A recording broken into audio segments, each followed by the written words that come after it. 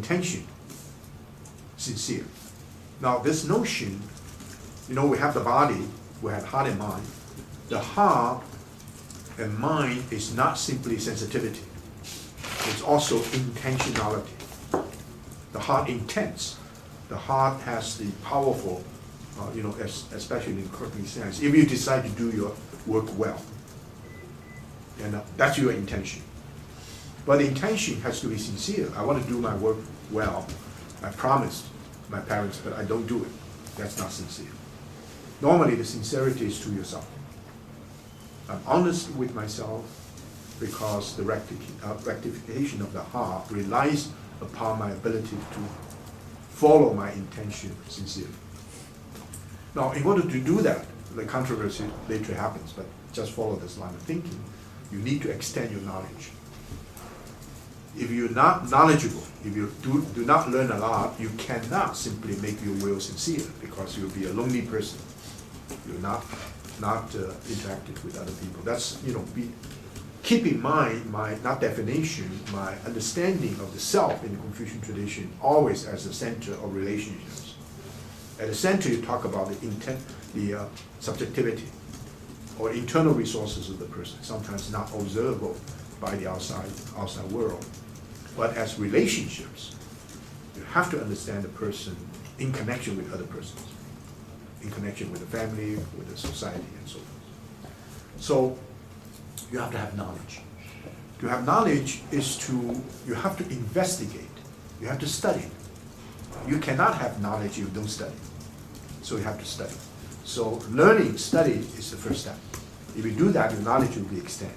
Then you have a basis for making your will sincere, then make your heart and mind rectified. Then you cultivate yourself. If you cultivate yourself, you can regulate the family and governing the state and bring peace.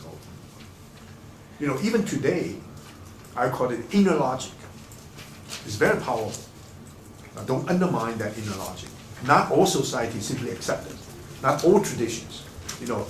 In our society, for example, some of the most brilliant political scientists or the political theorists are interested in fixing the relationship between the person and society.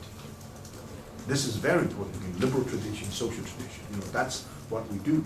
Very few political philosophers are also psychologically sophisticated. A person, even some of the great political scientists would talk about a person as if the person is a unit. You try to understand the person as a unit in interaction with society. But each person is richly endowed with all kinds of other resources. If you don't consider your unit as regulated or as cultivated, all the other things fail. Right? Now, this is, of course, a very powerful but maybe partial view of or even biased view of the Confucian tradition. Since Machiavelli, the notion is political question and private concerns are different. Religion is a private concern. Political question has to be connected with institution, with law, with building a democratic structure. But the Confucian tradition is quite different. Psychology, sociology, metaphysics, somehow, at least politics are all somehow connected. Now we have a problem in our society right now in education. That is, we normally do not make a clear distinction between information and data, or data and knowledge. The worst is no distinction, clear distinction between knowledge and wisdom. And we know all the other things. Young people, the younger you are, the more you're able to acquire information, the more you're able to manipulate data, the more you are able to become, globally speaking, knowledgeable. The knowledge expansion is just incredible. But wisdom is something else. Why wisdom is connected with experience is something very interesting for us to know. This is not an argument for older people, right? But this is at least a sense that some kind of experiential accumulation is absolutely necessary, especially the so-called philosophy of life. To understand the philosophy of life requires not only your expansion of knowledge, but wisdom. The dichotomy that they use. It's something I think you need to really bear in mind. The dichotomy the Great Learning uses, in fact, the whole Confucian tradition uses, is not an exclusive dichotomy. The clear case of an exclusive dichotomy is the heart and mind on the one hand, and body. If it is mental, it's not physical. If it is physical, it's not mental. If it is matter, then it's not spirit. If it is sacred, then it's not profane. If it is subjective, then it's not objective. These are all exclusive dichotomies. Absolutely critical. We're so much seasoned in that mode of thinking ever since Descartes. It's 300 years of modern philosophy. We just cannot think otherwise. But right now, in the beginning of a movement, even in advanced physics, astronomy, and so forth, is to begin to question whether that exclusive mode of thinking is the best. But for one thing, we know for sure that we call it the mind-body interaction. We know the mental and physical, neurophysiology and brain studies. Unfortunately, now many people believe that there is certain kind of material base.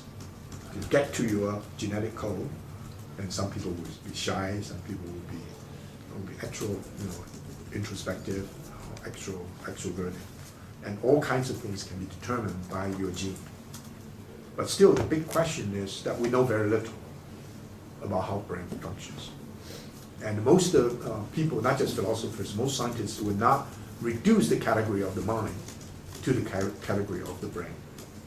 For example, consciousness. How do you study consciousness? Especially consciousness of those who are doing experiment. Another thing is, if I know that I'm fated to be a specific person, not only my ethnicity, my gender, my age, cohort, all these are conditioned, even my genetic codes are conditioned. I still ask myself, should I be involved in self-cultivation? No. Just say, okay, relax. I've already been shaped. But even if you are shaped, you're interacting with all kinds of other people. How do you do that? How do you make it? So all kinds of choices will have to be made. So you have to be aware. You can see the other guys being totally shaped by conditions. But if it happened to be you, are you satisfied with that situation? So if you're not satisfied, you have to do something. You have to do something that you're involved in certain form of self-transformation, self-cultivation, or self-realization. So, what are the dichotomies? The dichotomies are all interactive. For example, in the Great Learning, the root and the branch. Self-cultivation is the root. And then family, regulation, governance of the states are branches. They grow out of the roots. And there's also the notion about thickness and thin. Self-cultivation is thick. And because it's thick, it's the root, you have to care for it first. And later, of course, we have the formal and the latter, which means what is the priority? You establish priority in reference to all kinds of other things. You cannot say the priority is totally single, right? It has to be related.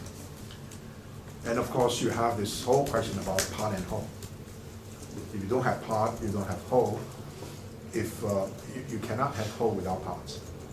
If the parts are not integrated in a whole, then the parts are just scattered. That's also true with information and data. Knowledge is a holistic understanding of how these data and information are organized.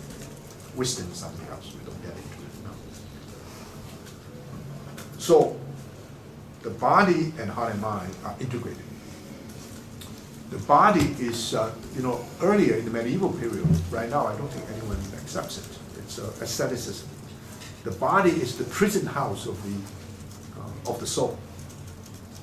So you have to get rid of the body. This is, of course, true in many aesthetic religious traditions. There's a measure of that in Buddhism, certainly in Christianity. Not much in Judaism, but there is also in Islam. But the Confucian position is to say the body is the proper home for your heart and mind. If the body is not healthy, your heart and mind will not be totally rectified. So the interaction